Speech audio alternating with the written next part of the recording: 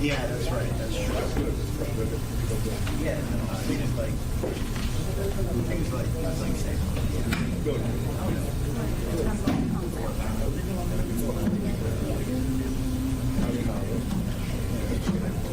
I actually haven't seen it. Thank you.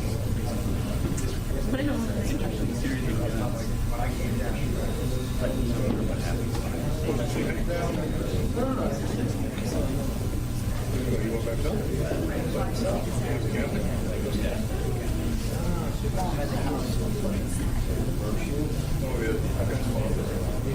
It's right by, yeah.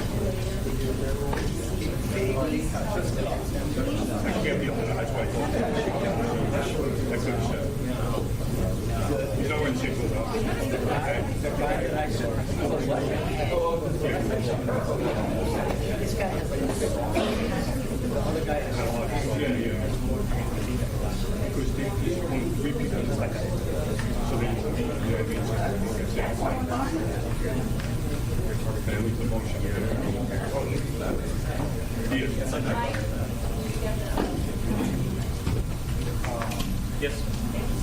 It should be on the today. All right, guys, we're going to get started in about less than a minute. Just a reminder, anybody has cell phones, please put them on silent or vibrate. And upon conclusion, we'll just be taking on-topic questions. All right?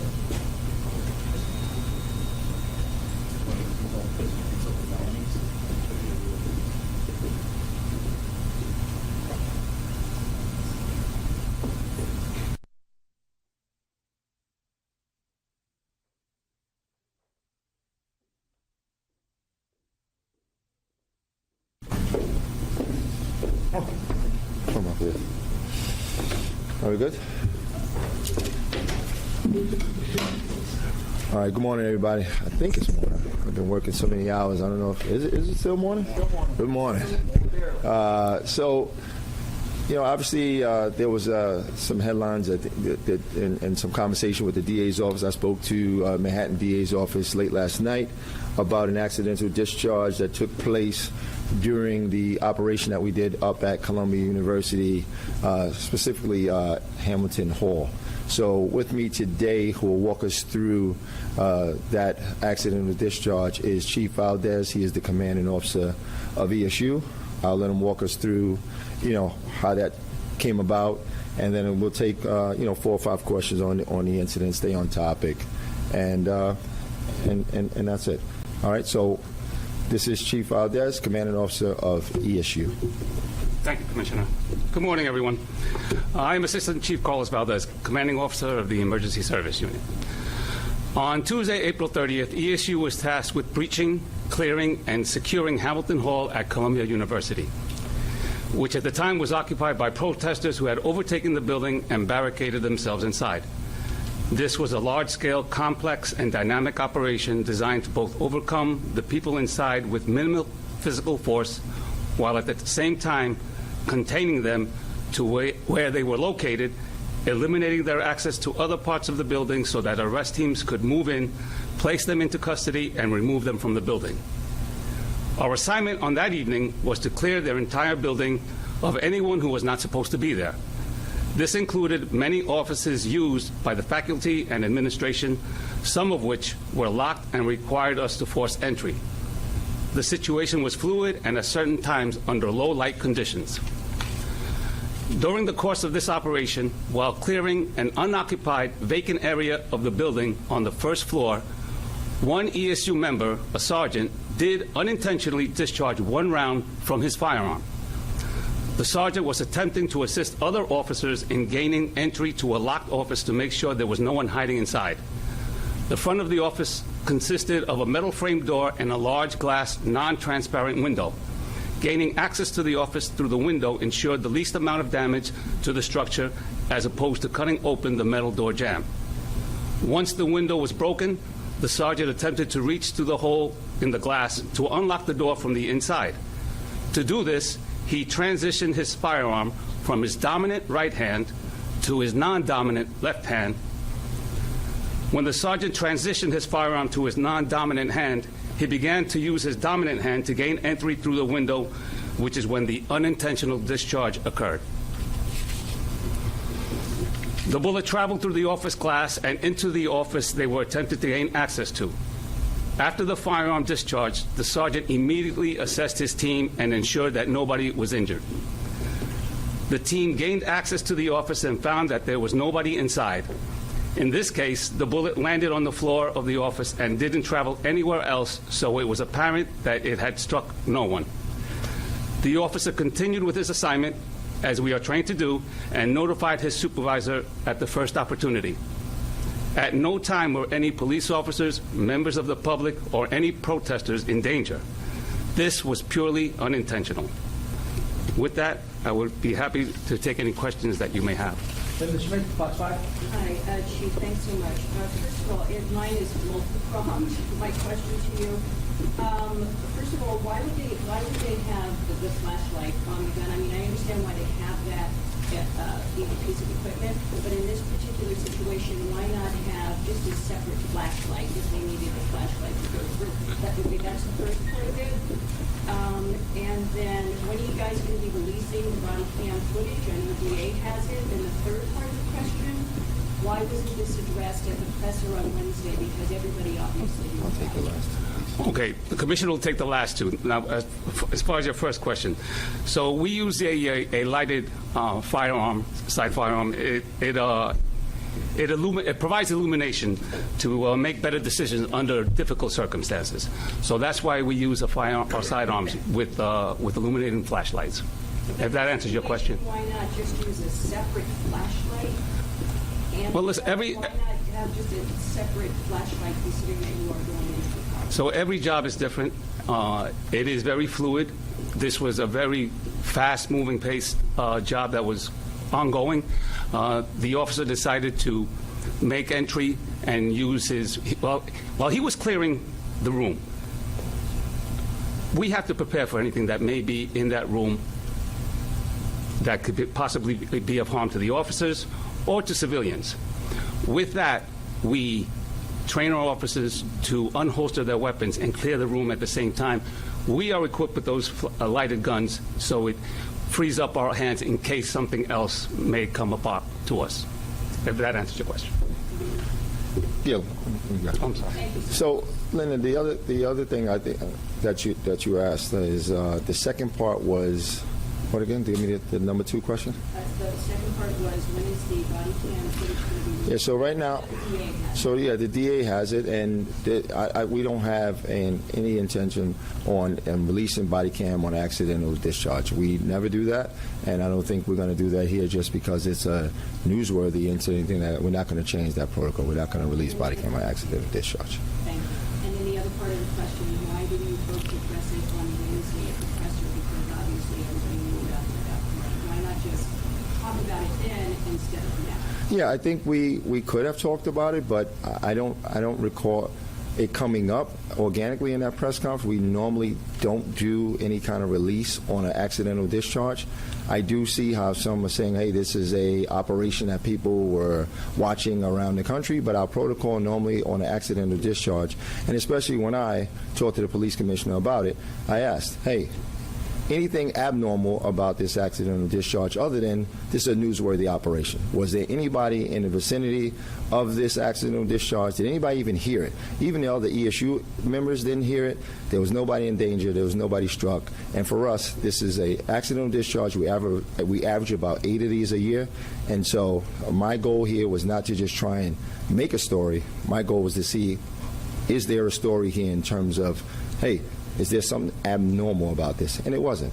But we would have talked about it. We gave it to the DA, and yeah, I knew it would come up eventually because it always does. So it was no rush for us to talk about this. And you have to remember, the same night, the next day, while everybody else is thinking about just, hey, we could have addressed it at a press conference, the reality was that I was dealing with CUNY that night, because when we left Columbia, we went right up to CUNY to clear out another couple hundred people up there. So no, I didn't make the decision that we wanted to address the accidental discharge at that time, because we normally don't address them, period.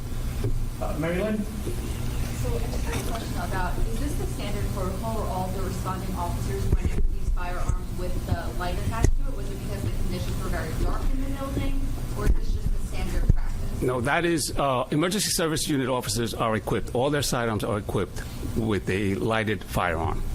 So that is standard practice for us. No, it's pretty standard around the country. Many police agencies use that, especially tactical entry teams. Jason?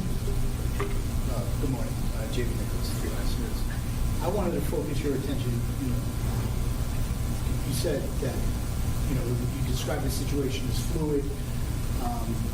Other officers have described, you need to be prepared for whatever may happen inside. But some people are saying that you guys risk kids' lives in a TikTok video, that there was no real legitimate law enforcement need to go in there with the SWAT team as the ESU commander. What's your position on that? What's your answer to that? Well, we had individuals that were barricaded at a location. That is what ESU officers do. They gain entrance to barricaded situations, not just for perpetrators or armed perpetrators, but for people who need assistance, to handle aids, and to handle emotionally disturbed people. So we were tasked to breach a building that was barricaded, and then to secure the protesters that were in there. And the other thing we always say at these press conferences, this is New York City. We have, and the mayor loves to say, we have, 8.5 million people, 8.5 million opinions, all right? But if you ask tactical, experienced people around the globe about making these type of entries anywhere where you don't know what's on the opposite side of those doors, where people have been barricaded for several hours, if not more than 24 hours, and not know what to expect. I don't think any of those experts will tell you that it's a good idea to go in there without your proper equipment and be ready for anything that you may encounter. But did you guys have any intel that they were on? That's why you go prepared for anything. So you didn't have any. All right, we're going to move on. But no, hold on 1 second. I think we told you the intel. The intel is that there are barricaded individuals who've been there for a long time, who've dismantled security cameras, and you don't have eyes and ears in there. So, yeah, that is intelligence. Go. James Ford. Thank you. This is the issue, and kids are your best guys. We all know that. Can you talk a little bit more about the training that goes into an incident like this, and why it wasn't, in this case, it might not have been followed, or why was the, and you said officer and sergeant, was it a sergeant? Sergeant. But why was the sergeant's finger on the trigger? And just talk about what happens going forward. Is there some sort of disciplinary action? Sure. So, ESU training, or Specialized Tactics School, is a 9-month training course, which is probably the longest, one of the longest in the country, definitely the longest in this department. 10 weeks of that training is dedicated to heavy weapons and tactics training. When incidents like this happen, and it's called an accident for a reason, correct? It's called an accidental discharge. The sergeant at the time was trying to clear an area, an unknown location that was dark. So he made the decision to transition his firearm from his dominant hand to his non-dominant hand so he could better try to gain access to the office. With that, he unintentionally pulled the trigger of his weapon and discharged the firearm. Moving forward, we will obviously counsel the officer and send him to retraining and reevaluate him, and we'll take it from there. He's a very experienced officer in the unit. He's been a sergeant in the unit now for almost 8 years with an impeccable record. But do we know how just in the training that we covered for you all, usually the number one thing is to never let your finger get to the trigger. Right. Well, how that could happen? Well, sir, under the conditions, I mean, it's a high-level stress situation. When he transitioned to his left hand, he accidentally I'll pull the trigger. That's the best. I can't tell you I could get into the sergeant's mind, so. All right, this will be our one last more. question. Hey, Kelly, wait, you don't wait, want it. sorry. Carlos, hold on a second. Carlos, who are you calling on for your question? Kelly, you don't want to call it. Yeah. Yes, I wanted to ask you, you said it wasn't your decision about releasing the information about the accidental discharge. Who made that decision? And I'm just wondering, if it happens regularly, why not then talk about it at the previous press conference? And then I just have a clarification question. Is it every officer that's going to clear these encampments once you guys are asked to go in, going in with that type of weapon, with the flashlight, firearm? Is this something that you guys are reviewing to not use them when you're clearing these other encampments? I'll work backwards. I think the chief said that this is standard for his ESU teams and his special operations people. It is not standard for our patrol people. So, no, many of the patrol people you saw going in who weren't making the breach of the building, their firearms are not equipped with this flashlight. And then your other question was... On the decision, whose decision was it to not bring this topic up? Well, it's a joint decision, and it's one in which it's been like that for many years here. I don't recall many requests other than the newsworthiness of it is not the only thing that the police department has to think about. All right, this is an accidental discharge. This is the first time I'm being asked about an accidental discharge, probably in years. I was in DCPI for 4 years prior to this as a lieutenant. I don't recall anybody here asking me about an accidental discharge. So just because it happens at a place where we're doing an operation where now it's at a place where we consider newsworthy, now we care. But accidental discharges happen every single year, and we average about 8 a year, and we don't get requests on them. So that policy has been pretty standard, and if you do ask about it, we'll talk about it like we're doing right now. Just say the type of gun Yeah, it was. we good? Oh, We're done. okay. Sounds good. All right, thank you. Safety on the gun? You can follow up. Send any questions. If you want to follow up, send any questions. Was the mayor aware of this also, in addition to the police commissioner? Okay. And so he also decided that it wasn't newsworthy before today? Police department is, why are you bringing up the name? It's a police department. Because the mayor was here. He's made a lot of comments about this raid the public, so we're You tell going to him. do. I'm sorry. It's the, we have police commission. We have police commission. We received a letter requiring assistance. And in an emergency, the mayor wouldn't make that decision. If there was an emergency, you didn't call the mayor because somebody spoke. I'm sorry. I'm sorry. What makes this But line you're of saying questioning you exacerbate? sent troops. What makes this line of questioning so exacerbating issue? As we've gone through the press conference, there's been a sense that we're asking things that are not necessarily of news value. So that's how you feel. But it seems like this is not a newsworthy story. An accidental discharge is not particularly newsworthy. I don't know if it's newsworthy or not. We have 8 of them we're averaging around 8 a year, every year, and I know we don't get asked a lot. So you have to answer that question. I would answer those questions if you were asked. Thank you for that. It was not one of these long guns that they were only carrying their 9mm Clock 9 minutes. Thank They're you. only carrying handguns inside these operations. No, Thank you, guys. Thank you, everyone.